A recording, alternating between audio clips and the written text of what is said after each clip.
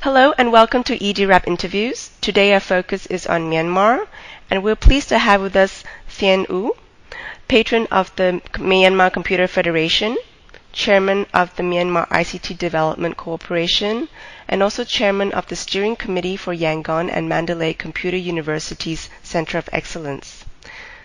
Thein Oo, could you tell us a little more about yourself and about the organization that you are associated with? The Myanmar Computer Federation is the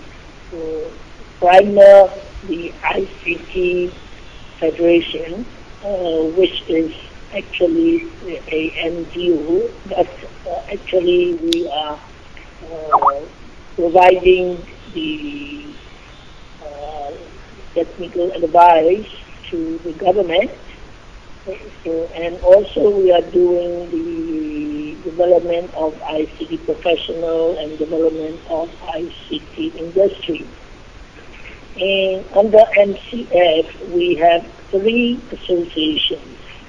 The first one is we call MCPA, that is Myanmar Computer Professional Association.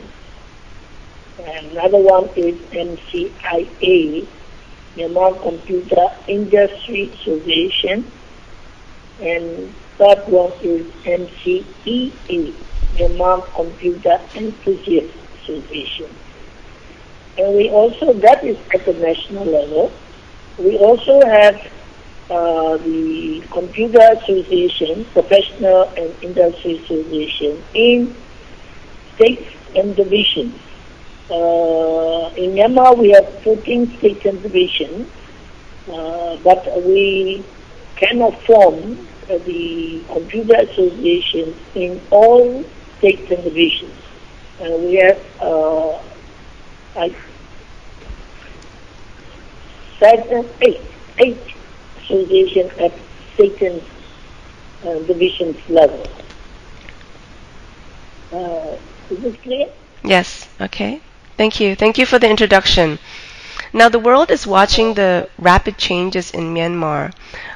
There's media coverage and reports calling Myanmar Asia's last untapped market, the fastest digital revolution, unpolished gem, and ICT dam ready to burst. So just last month, Norway's Telenor and Qatar's Ooredoo were selected to provide mobile infrastructure and services in Myanmar. So Mr. Thein Oo, could you update us on the current state of Myanmar's ICT infrastructure and what the targets are for increasing ICT access? For the development of ICT infrastructure, you already know that it is going, we are doing actually number one is we are trying to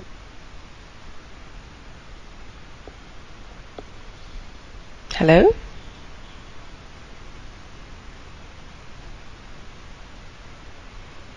that law will be promulgated in this parliament section, that is 7th parliament section.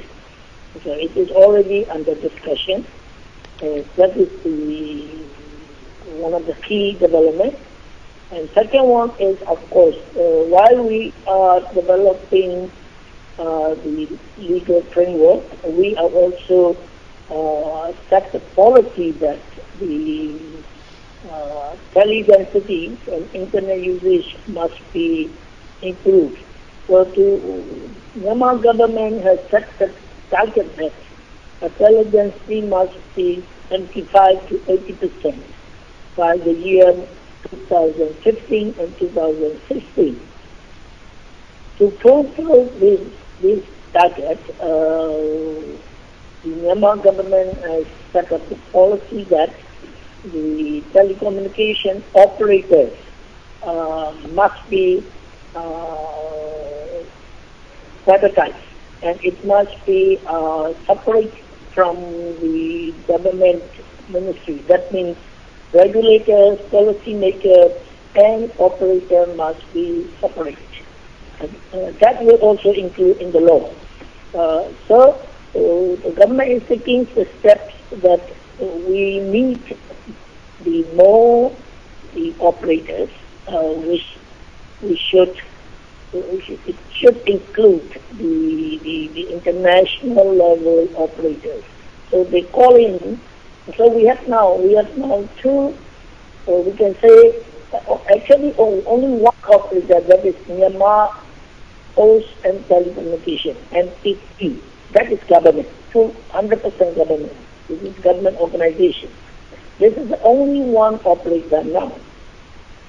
But we have another one, which one is Yatanarporn Teleport. Yatanarporn Teleport is actually not an official operator, but MPT is outsourcing its work to Yatanarporn Teleport. So most of the people are assuming that there are the two organizations which are doing the operator business. Now, government calling two new operators, and you already know who they are, and also another backup one. So there will be, I think, 4 operators at the end. So 2 is actually totally international organization. One is Thein Oo and another is Orlando, and the orange is the backup. All are international, the operators. And we will have MPT, and now government is also set a policy that MPT should also be corporatized. That means it should also be privatized. So that process is also going on.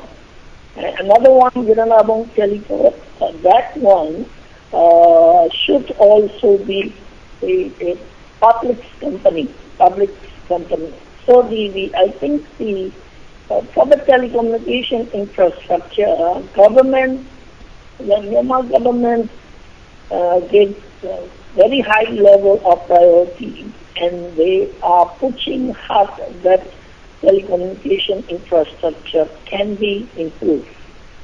But the only thing is these 2 operators will become really operational only after that is what my idea, only after the telecommunication law is promulgated. But the parliament is working very hard that telecommunication law can be promulgated very soon. Thank you. Is it okay? Yes, thank you.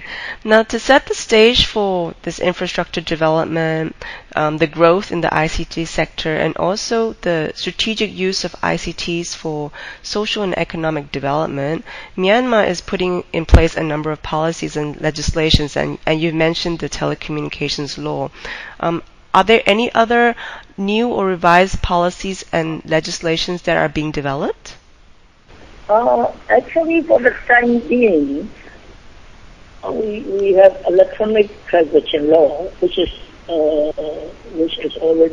promulgated in 2004, and we are also trying to amend that law so that the telecommunication and the ICT can be used more freely for socio-economic development. That is in the process as well. And for the time being, we are also trying to prepare e-commerce law as well. And that is not just ICT, but in other areas also, copyright law, patent law, industrial design laws, and trademark law, they are also under preparation.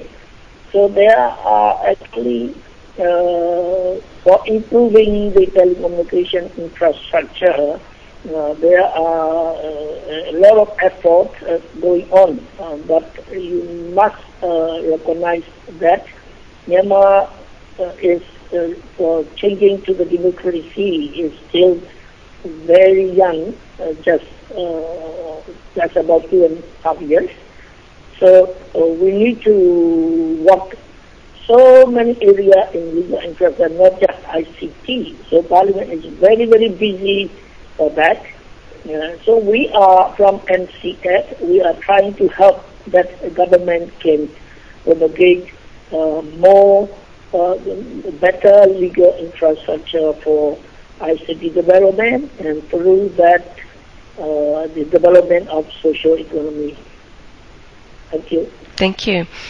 Now, Myanmar will probably go mobile first into the internet age, and as you mentioned, there'll be probably a rapid growth in e-commerce, also social media and local tech startups. So, based on this trend, what are some of the issues being discussed as Myanmar develops its ICT policies and strategies? You see, we are now very much talking about what we call the supply side of ICT. Supply side of ICT means telecommunication infrastructures, right, and payment systems, all these things. But I think the Myanmar government now very much aware that use of ICT is a must for socio-economic development. That is why they are also working very hard for e-government development and also use of the ICT in education, that is e-education. And from the private side, we are pushing that e-commerce can be developed. But one of the things we have to look at is what we call the demand side. So one of the key I think the activity we need to do is what we call the business process re-engineering. Suppose that if we are going to do e-government, we cannot just convert the present manual e-government processes, transaction processing processes, onto computer. We need to do what we call business process re-engineering. That must be done. Another thing is the people, also government employees, users, the employees in the private organizations. I think we need to do a lot of social marketing so that they accept the use of ICT will improve their life. So that will maybe, I think, the key effort we have to invest in as well. Okay, thanks. You mentioned about e-government in Myanmar. Could you share with us a little bit more information about Myanmar's e-government agenda? For example, what e-government projects are currently being implemented and planned? Actually, we have been reading, and from the MCF side, we have been suggesting that e-government is a must, and we also prepare. I don't know whether you may know that prepare the ICT master plan, 3 master plans, and submitted that to the government. And in that, all that master plan, we also include what we call e-government master plan. But unfortunately, the implementation is, because of many reasons, is not really successful. Now, I think last month, President and the three cabinet and other government agency and the chief minister from the states and divisions, they met in Megiddo for about, I think, 2 days for the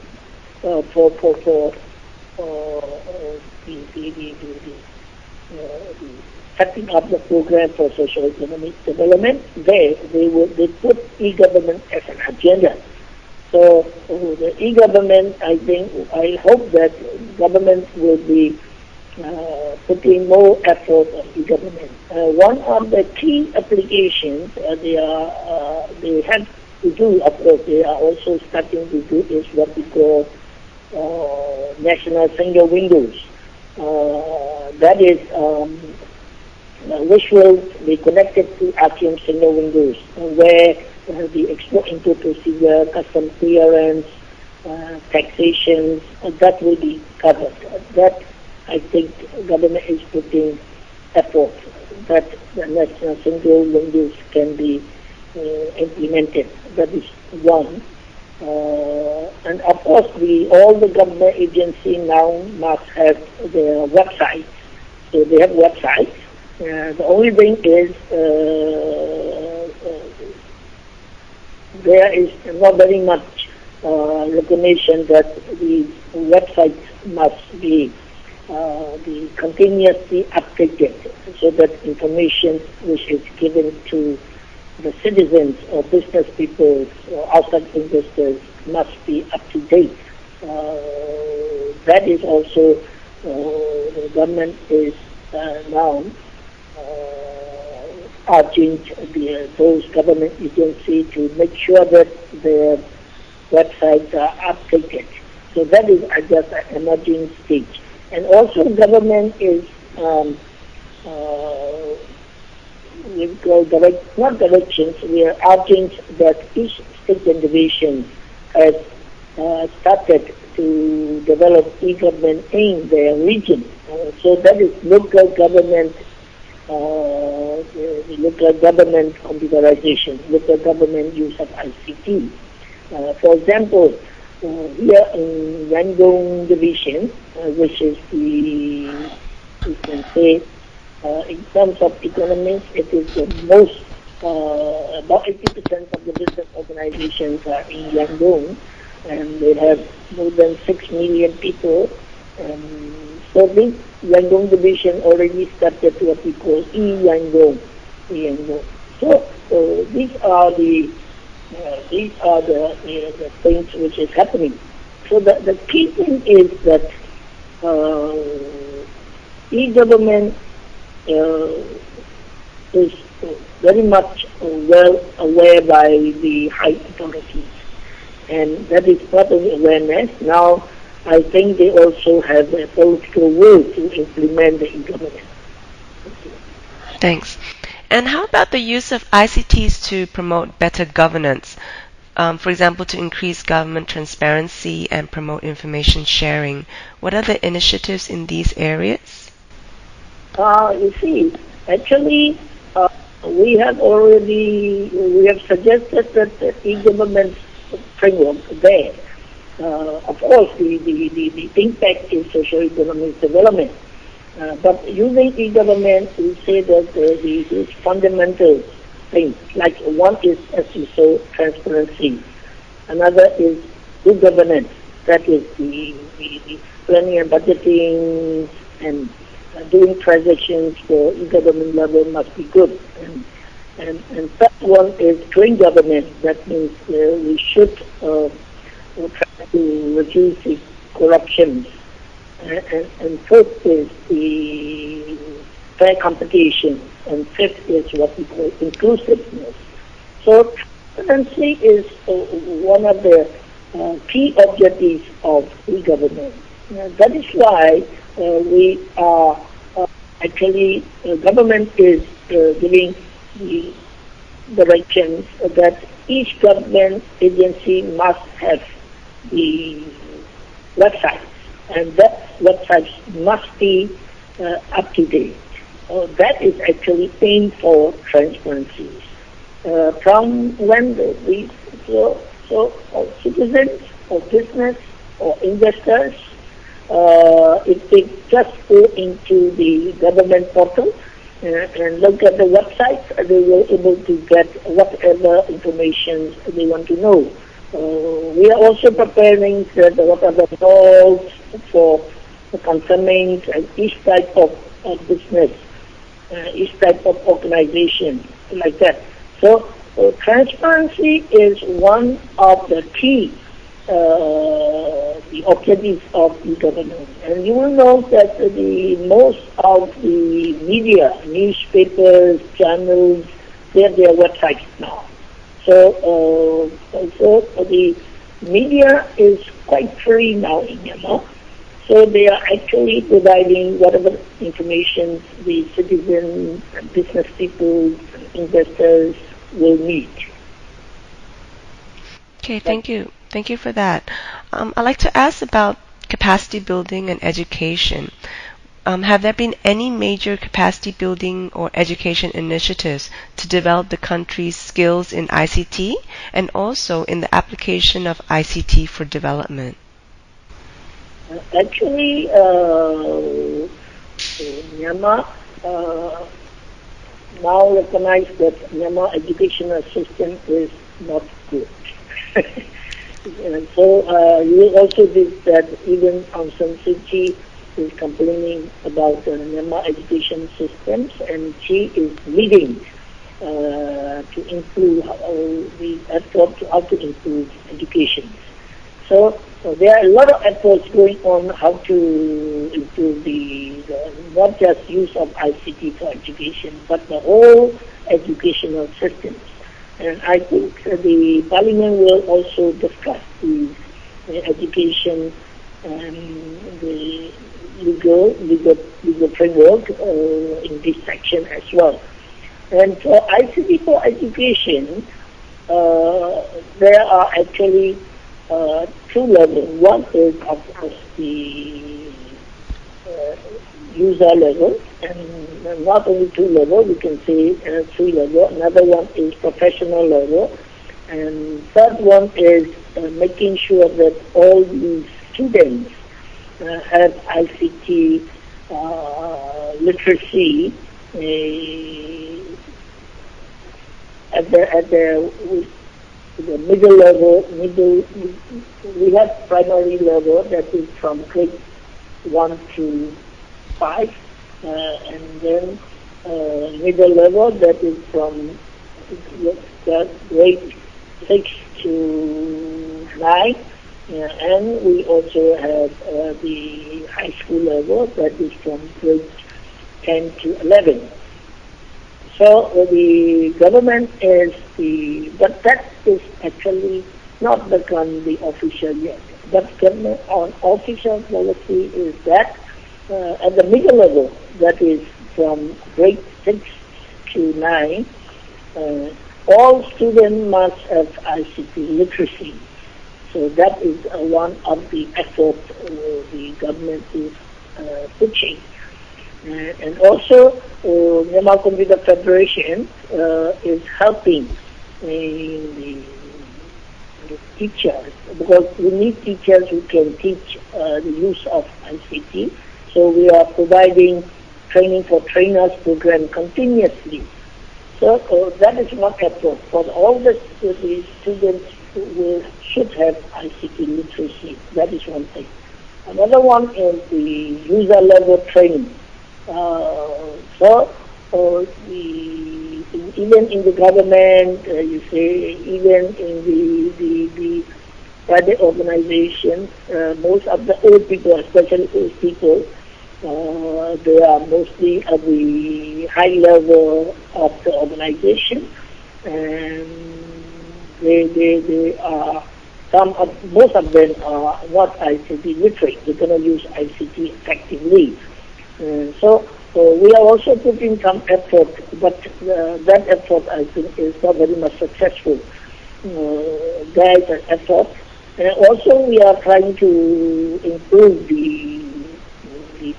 using the how to make sure that the universities who are running the ICT professional courses are better and better. And of course, for that purpose, actually, we need a lot of international help. Okay. Now, looking into the future, how do you foresee Myanmar 1 year and 5 years from now? That will be very good, because Myanmar will be, I think, improving exponentially.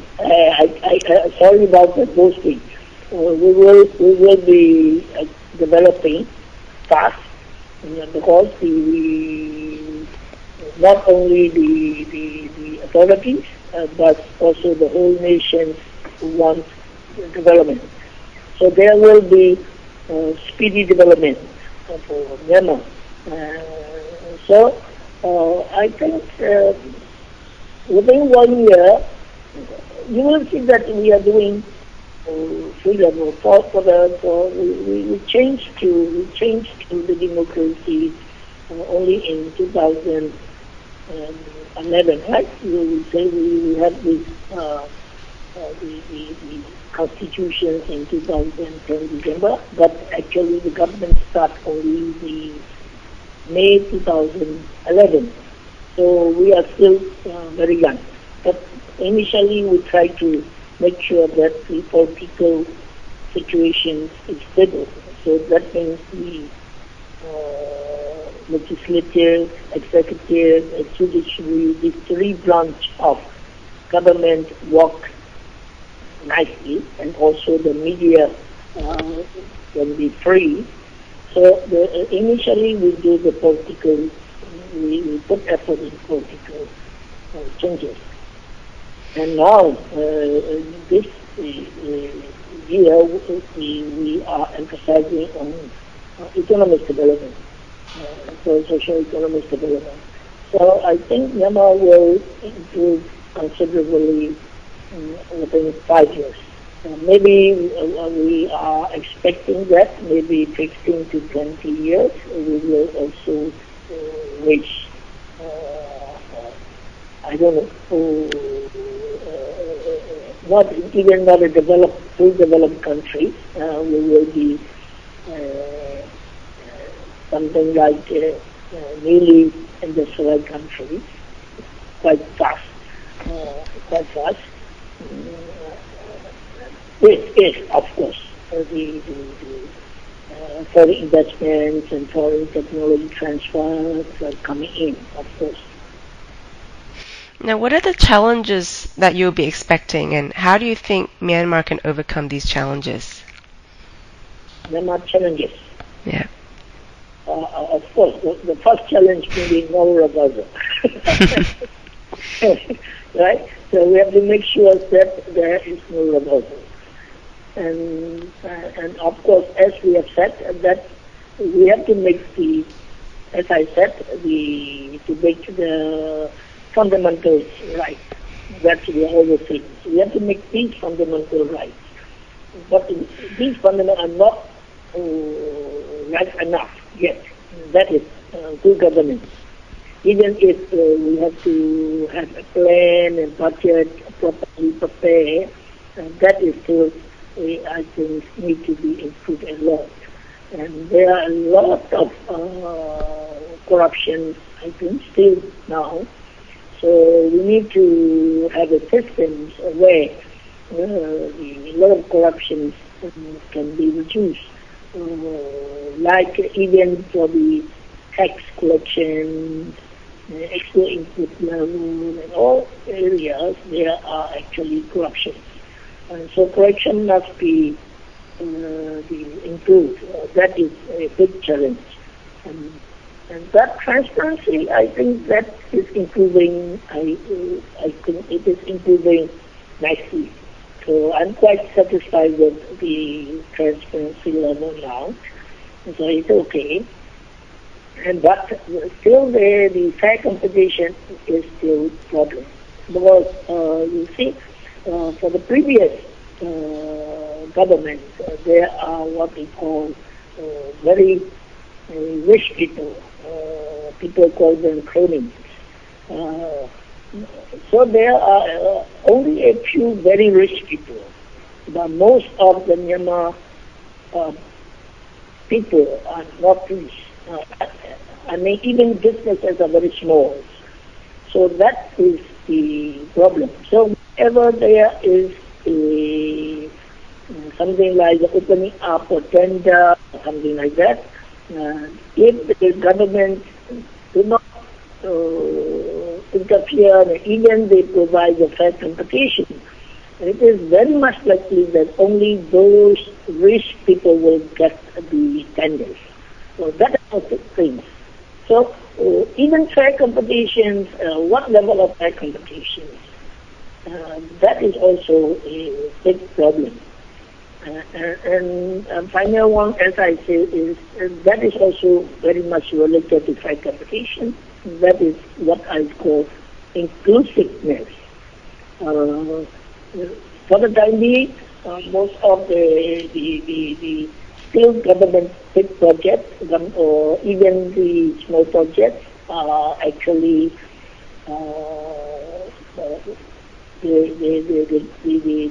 those big corporate, big companies, and who have also some foreign backing, and they are getting the projects, right? And so it's not inclusive. The people who are not very rich are not getting very much business opportunity. So these are the challenges we have. Okay, thank you. Thank you, Thein Oo, for the informative interview, for your reflections and also your insights. It's been a pleasure speaking with you today. Thank you. Thank you. Yes. If you are going to write it down, and if you are going to put it on the internet or something like that, I have been suggesting that the minister, if you write it down and send to the minister by email, what I can do is I can edit and add whatever I think will be. That would be great. Yeah, I'll do that. I'll do a written summary and I'll be sending it to you. It is subject-wise. It will be you do the digital written, and if we can put on the internet, that will be good. Thank you. Thank you very much. Goodbye.